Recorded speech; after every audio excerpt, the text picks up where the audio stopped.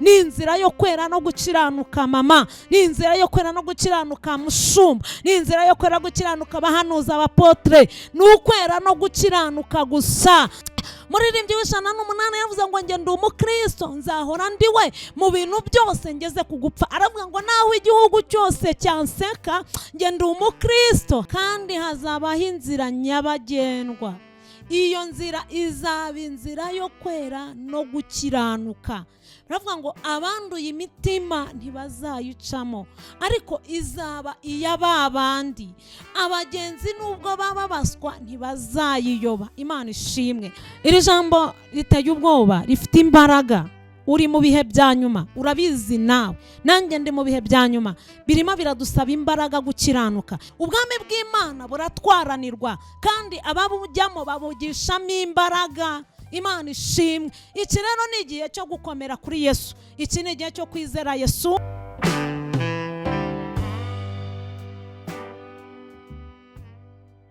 Ni Mama Queen. Ngarutse kugira ngo tuganire ijambo ry'Imana. Ni ijambo rikomeye, ariko unyemerero uzaryumva, Imana n'Umwuka Wera na Yesu bazagushyigikire kugira ngo rigufashe, rikuyobore. Ndabizi ko dufatanyije inzira ijya mu ijuru. Ndabizi ko twizeye Yesu Kristo nk'umwami n'umukiza muri uru rugendo. Ndabizi kandi ko inzira ari imwe, umwami dukorera ari umwe, n'ibihembo tuzahembwa uzabiduhemba n'umwe. Reka twongere tuganire ijambo ry'Imana. Imana iguha umugisha wowe uzantega amatwi, Imana iguha umugisha wowe uzankurikira, kandi ndabizi neza ko nuryumva ukaryizera uzahindurirwa ubuzima ukazabana n'Imana. Reka dusome ijambo ry'Imana riri mu gitabo cya Timoteyo wa 2, ibice ni 3, umurongo wa 1. Haravuga umutwe w'ijambo aravuga ngo ubuhenebere buteye ubwoba bwo mu minsi y'imperuka. Umenye yuko mu minsi y'imperuka hazabaho ibihe birushya, kuko abantu bazaba bikunda, bakunda impiya, birarira, bibona, batukana, batumvira ababyeyi babo, indashima, batarabera. 3, badakunda n'ababo, batuzura, babeshyerana, batirinda, bagira urugomo, badakunda ibyiza. Murongo wa 4, bagambana, ibyigenge, bikakaza, bakunda ibibanezeza aho gukunda Imana. 5, bafite ishusho yo kwera ariko bahakana imbaraga zako. Abameze batyo ujye ubatera umugongo. Twakire neza ijambo ry'Imana. Ni ijambo rikomeye, ariko nkundire uzaryumve kandi rizagufasha. Paulo yandikiye umuhungu we Timoteyo, areba ibizaba, areba ibyo agiye kunyuramo, areba ibiri imbere bigoye. Aramwandikira anamubwira ati, mwana wanjye Timoteyo nkunda, aravuga ngo mu minsi y'imperuka hazabaho ibihe birushya, ibihe bigoye, ibihe bikakaye, ibihe abantu bazaba bakunze kujya mu ijuru, bakunze ururembo Siyoni, bakunze Kristo Yesu, bamwemera, banamuhamya, banamuvuga, ariko wabitegereza imirimo yabo ukabona ihakana Yesu. Aramubwira ngo bazaba bafite ishusho yo kwera, ariko bagahakana imbaraga z'uko kwera. Yego, bazaba bari mu murimo, bazaba baririmba, bazaba bavuga Yesu, ariko wabareba imyitwarire, imivugire igahakana uko kwera kwa Yesu kuri muri bo. Yesu ashimwe cyane. Yaravuze ngo yabwiye Timoteyo, aramubwira ngo mwana wanjye, bazaba bikunda, bazaba bibona, bazaba birarira, bazaba ari intashima, bazaba ari ibyigenge. Iyi minsi uyu birebye ubona abantu bari muri iyo forme, ubona abantu bameze gutyo. Kwemera kwemera Yesu Kristo nk'umwami n'umukiza, kwemera uko adutegeka, kwemera kuyoborwa nawe, kwemera kugengwa nawe biragoranye. Amategeko y'ijuru, Bibiliya itubwira neza, Yesaya ibice 35 ngira ngo umurongo wa 8, baravuga ngo kandi hazabaho inzira nyabagendwa, iyo nzira izaba inzira yo kwera no gukiranuka. Baravuga ngo abanduye imitima ntibazayicamo, ariko izaba iy'ababandi, abagenzi nubwo baba baswa ntibazayiyoba. Imana ishimwe. Rero muri iyi minsi iyo urebye abantu bamenye Yesu, abantu bizeye Yesu, abantu bakiriye Yesu, si bose ariko abamwe usanga bafite ishusho yo kwera ariko bagahakana imbaraga zo kwera, bamuhakanisha imirimo bakora, imvugo bavuga, imyambarire bambara, uburyo bitwara muri sosiyete, bihakana imbaraga zo kwera ziri muri bo, bihakana ko bakiriye Yesu Kristo mwami. Banabizi, barakuzi ko uri umusenzi, banabizi ko uri umuhanuzi, banabizi ko uramya, barabizi ko uzi kuririmba ufite ijwi ryiza.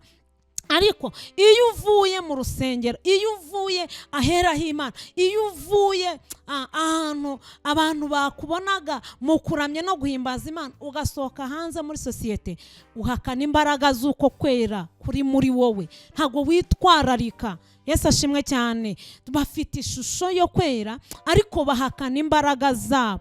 Barerekana ko ari abera, turerekana ko dukijijwe, turerekana ko tuzajya mu ijuru, turakataje rwose. Abandi baravuga ngo icyama nkamera nkuri, ariko nyamara ibyo ukora abantu batakubona, wibuke ko Imana ikureba. Ibyo mvuga abantu batambona, nibuke ko Imana yo igenderana nanjye, ikorana nanjye. Rero Paulo yandikira uyu muhungu wa Timoteyo, aramubwira ngo ni iminsi ya nyuma, ni iminsi y'ubuhenebere, niyo minsi turimo, niyo minsi duhagazemo, niyo minsi tugendamo, ni iminsi y'ubuhenebere, ni iminsi igoye, ni iminsi ibirenge by'abera birimo umucanga urimo wotsa ibirenge by'abera, ni igihe imbaraga z'abera zirimo kumenagurwa, ni igihe Satani azamuye strategie nyinshi arimo arwanisha kugira ngo gukiranuka kwacu kuveho, kugira ngo kwera kwacu Imana yashyize muri twe kurangire. Ariko ndabinginga ngo dukomeze twera imbuto zikwiriye abihana, dukomeze umuhamagaro twahamagawemo tuwugumemo. Bafite ishusho yo kwera. Paulo abwira Timoteyo ngo uzababona bafite ishusho yo kwera, yego, ariko bahakana imbaraga zo kwera, bahakana imbaraga z'umusaraba, bahakana imbaraga za Kristo Yesu. Niba abandi bajya mu rusengero, tuzi ko baramya, tuzi ko ari abashumba, tuzi ko ari abapasiteri, tuzi ko ari abahanuzi bakomeye Imana ivugiramo, ariko bahakana imbaraga za Kristo Yesu, bazihakanisha imirimo bakorera hanze, bazihakanisha imvugo mu izina rya Kristo Yesu. Imana idushoboze gukomeza kwera muri twe, Imana itwambika imbaraga zo gukomeza kuba abo turi bo, kwemera Yesu Kristo ko ari umwami n'umukiza. Ni inzira yo kwera no gukiranuka mama, ni inzira yo kwera no gukiranuka mushumba, ni inzira yo kwera gukiranuka abahanuza, abapotre, ni ukwera no gukiranuka gusa, nta yindi nzira ihari. Yesu niwe nzira, ni ukuri n'ubugingo. Ntawe ushobora kujya ku Mana atanyuze kuri we, kandi Kristo niwe kuri, niwe gukiranuka, niwe bugingo. Ntabwo rero ushobora kutamwizerera mu mirimo ukora, ntabwo ushobora kutamuhamiriza mu bantu benshi, ntabwo ushobora kutamuhamiriza aho wirirwa, aho ukorera mu bantu benshi, ngo bamenye imirimo yawe ukora ko ishimwa n'Imana igashimwa n'abantu. Biragoye. Imana irasaba ko twera imbuto, Imana irasaba ko dukiranuka, Imana irasaba ko tuba abantu b'ukuri, dufite ishusho yo kwera. Bazaba bibona, bazaba ari indashima, bazaba ari ibyigenge, batumvira ababyeyi, badakurwa ku ijambo, batagirwa inama, bafite ishusho yo kwera. Ariko ibyo ngibyo Bibiliya ivuze bigahakana imbaraga zo kwera.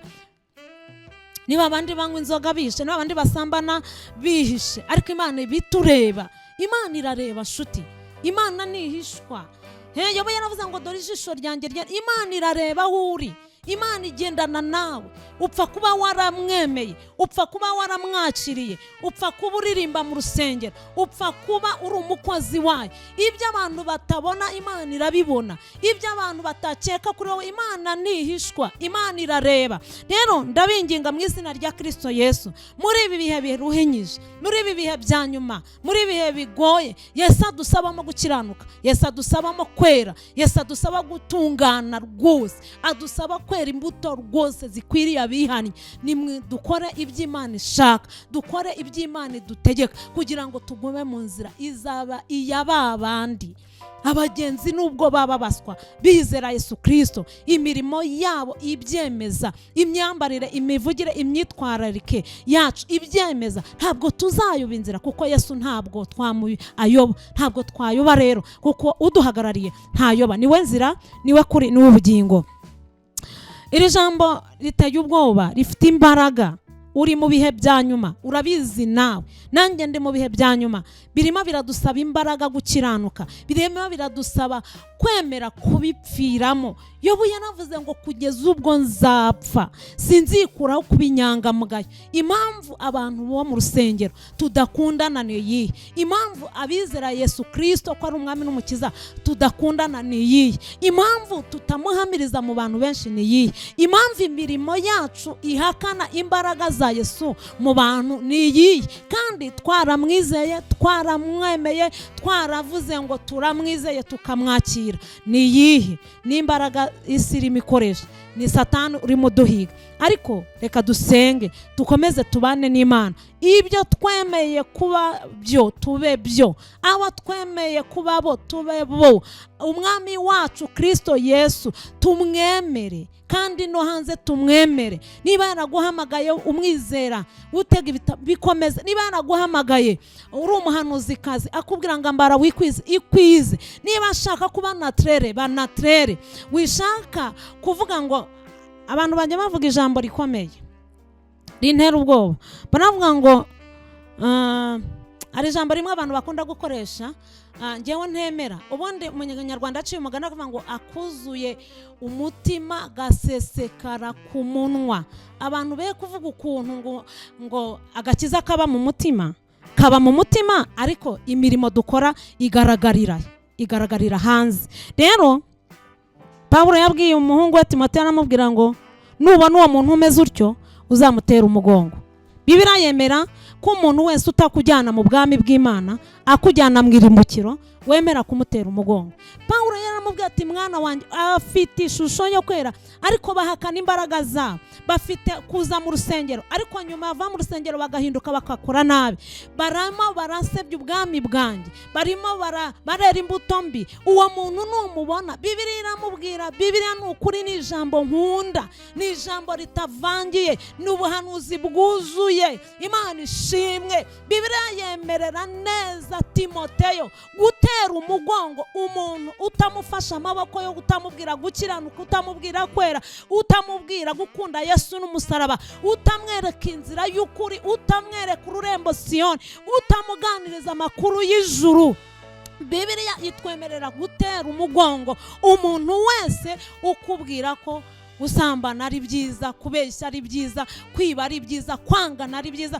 Bibiliya irantangaza, biravuga ngo uwanga mwene se ni umwicanyi mu rwego rukomeye. Tekereza ku umuntu wanga, tekereza uburyo Bibiliya igereranya umuntu wanga mwene se ikamugereranya n'umuntu wicana. Birakomeye cyane. Ubwami bw'Imana buratwaranirwa, kandi ababujyamo babugishamo imbaraga. Imana ishimwe. Iki rero ni igihe cyo gukomera kuri Yesu, iki ni igihe cyo kwizera Yesu, iki ni igihe cyo kumunambaho, iki ni igihe cyo kumukomera tukamwizera, tukamuhanga amaso. Mu gihe imicanga yose ibirenge by'abera, mu gihe imbaraga z'abera zimenagurwa, komeza wizere Yesu, kandi ibiva mu kanwa kawe bitunguke inyuma, bigaragare kuri umwana w'Imana. Mu izina rya Kristo Yesu. Urakoze Yesu, kuri mwiza. Ni ijambo washyize ku mutima wanjye. Nibutsaga ko abantu mbabwira ko tuziri mu bihe bya nyuma. Pawulo yandikira Timoteyo, amuha ibisabwa byose, amwereka ibizaba biranga umuntu wo mu minsi y'imperuka. Aravuga ngo bazaba bikunda ari abibone, bakunda impiya, bakunda ibanezeza aho gukunda Imana. Aravuga ngo bazaba badakunda n'ababo. Mana nyiribihe, nibyo bihe duhagazemo, ariko nyuma y'iri jambo unyemerere sengere abantu b'iyi minsi, unyemerere ndirire ubu bwoko, unyemerere mbakuzanire Kristo, unyemerere unyumve, uwite unege ugutwi, unyemerere ufate imitima y'abantu kugira ngo be kujya gihonomo, unyemerere ufate imitima y'abantu kugira ngo be kunanirwa kukwizera, be gutera umusaraba umugongo, be kuva mu byo bizeye, be gusubira inyuma nka mujyana nino. Mu izina rya Yesu uturinde kuba kumera imvi z'urutarutaru muri iyi minsi, uturinde kuba nka Efurayimu. Mu izina rya Yesu Kristo ameze imvi z'urutarutaru, uturinde gusa n'abici igihe, uduhe umutima uzinutswe ibyaha, uduhe umutima uhindutse. Mu izina rya Yesu uduhe kukwamamaza, uduhe kuguhamiriza aho dutuye, aho dukorera, mu bantu benshi tuvuge kuri Imana, tuvuge ko ukomeye, abantu nibabibona bavuga ngo niko kuri uriya muntu n'umukristo. Muririmbyi w'ijana n'umunani yavuze ngo nge ndi umukristo, nzahora ndiwe mu bintu byose ngeze kugupfa. Aravuga ngo naho igihugu cyose cyanseka, nge ndi umukristo. Haleluya. Unyemerere abantu b'iki gihe biyobagiza, ubakure mu mutima wo kwiyobagiza, uduhe umutima wo kukwizera, uduhe umutima wo gukundana, uduhe umutima wo gufatana amaboko, uduhe umutima wo kwizerana, uduhe umutima wo kubini sini tandogidi biniwa wo gusengerana, uduhe umutima wo guhugurana, uduhe umutima wo kuganirizanya, uduhe umutima wo guhamagarana, uduhe umutima wo gukiranuka. Mu izina rya Yesu ndinginga Imana kubana n'abantu bayo, ndinginga Imana kubana n'abanyarwanda, ndinginga Imana kubana n'abantu yaremye mu ishusho yayo, ndinginga Kristo imbaraga zawe zisakare mu mitima, uduhe kunesha nk'uko wanesheje, uduhe kukwizera, uduhe kukwiringira, uduhe kuguhanga amaso, uduhe kudibini sini kuguhamya. Mu izina rya Yesu uturinde ibirendagiza by'isi, uturinde ibihembo by'isi, uturinde imbaraga za Satani, uturinde ubukana bwe, uturinde ubugome bwe, uturinde amajwi ye. Sengeye abantu bose bananiwe bakagwa muri ibi bintu Bibiliya yivuze, bakagwa muri ibintu Pawulo yabwiye Timoteyo byo mu minsi y'imperuka, ubaha imbaraga zo kubivamo, ubaha imbaraga zo kubitsinda, ubaha imbaraga zo kunesha. Turacambaye umwambaro w'urugamba, ntiturawukurwamo. Haleluya. Muririmbyi aravuze ngo niyambuye umubiri upfa. Haleluya. Nambaye kudapfa iteka. Aravuga ngo ubwo nibwo nzasezera ku bihe byiza byo gusenga. Unyemerere Mwami tukiri muri uyu mubiri, uduhe gukiranuka, uduhe gutsinda, uduhe kunesha, uduhe kwitwararika, uduhe kuba abana b'Imana, kandi uko niko turi. Mu izina rya Yesu.